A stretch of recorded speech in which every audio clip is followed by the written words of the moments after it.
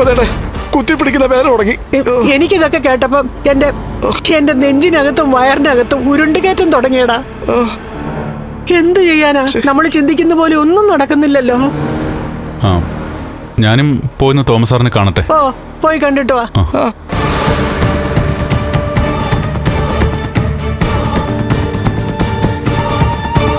അമ്മേ, ഇനി എല്ലാരുടെ നമ്മളെ പറ്റിക്കായിരിക്കുവോ? അല്ലടാ, തോമസ് വൈദ്യൻ കള്ളം പറയത്തില്ല. എന്നിട്ട് നേരത്തെ ആള് കള്ളം പറഞ്ഞില്ലേ? എന്നാലിത് വല്ലാത്ത ചതിയായി പോയല്ലോ അമ്മേ. ചതിയോ? കൊടും ചതിയല്ലേ? അല്ലെങ്കിൽ ഇവനെ കാഴ്ച കാണാൻ കൊള്ളത്തില്ല. ആരാ? ആ വീൽ ചെയറിൽ ഇരുന്ന് പോയവന്. അവൻ വന്നപ്പോഴല്ലേ ഈ വാർത്ത കേട്ടത്. അവനിപ്പോ നമ്മുടെ സൈഡല്ലേ അമ്മേ?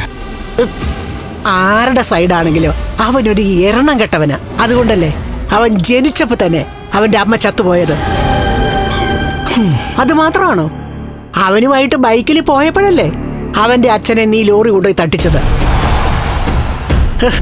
അവിടെ വെച്ച് തന്നെ അയാൾ അവന്റെ അമ്മയുടെ പിന്നാലെ പോയില്ലേ?